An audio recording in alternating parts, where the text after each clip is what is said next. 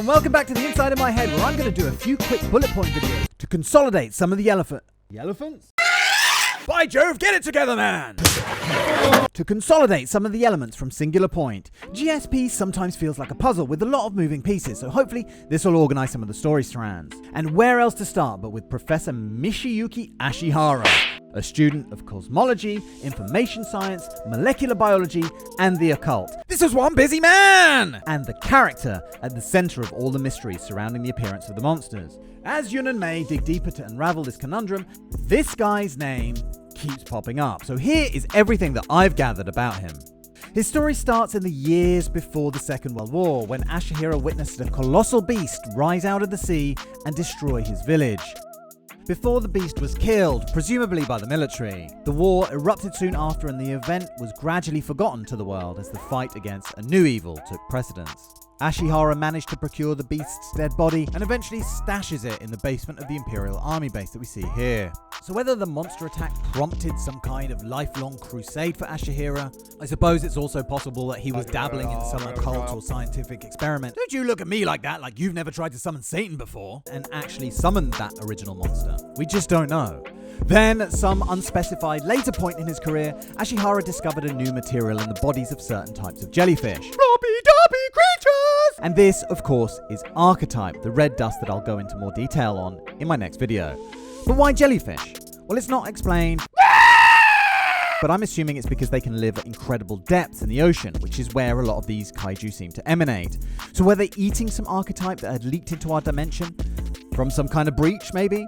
Did they just swim through it one day and somehow absorbed it into their bodies? Are they themselves creatures from another dimension? I don't know, but it's fun to speculate.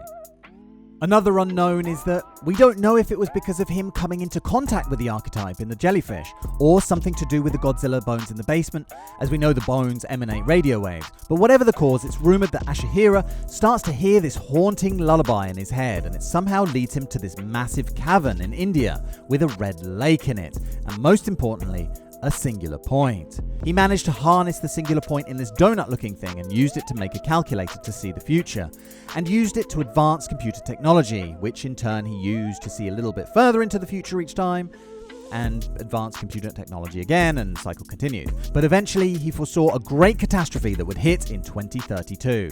When the super dimension calculator exploded, Ashihara was caught in the explosion and disappeared, and his body was never found. And you know, as soon as anybody says that the body was never found, I don't care whether it's plastic surgery or he's had a sex change, in one shape or another, he's coming back. Never to be seen again. I want to see his corpse! And maybe poke it a little to make sure. When Mei's AI, Pelops 2, this dog, cat, bear looking thing, gets trapped in the super dimension calculator, she sees Ashihara within it. And in here, he's still looking for the source of the mysterious song. But then later, in the post-credit scene, we see an old Ashihara with the Shiva guys building the Mechagodzilla. And he pulls this grin like a demented lunatic who's just remembered the day he first fucked your mama, and then it cuts to black. So what is going on? Because right now he feels like a bad guy, doesn't he? Basically, with most of the properties of ARCHETYPE still unknown, as well as the singular point seemingly stretching all known laws of physics, anything could be a plausible possibility. No, you haven't been practicing, you fucking old schlubs.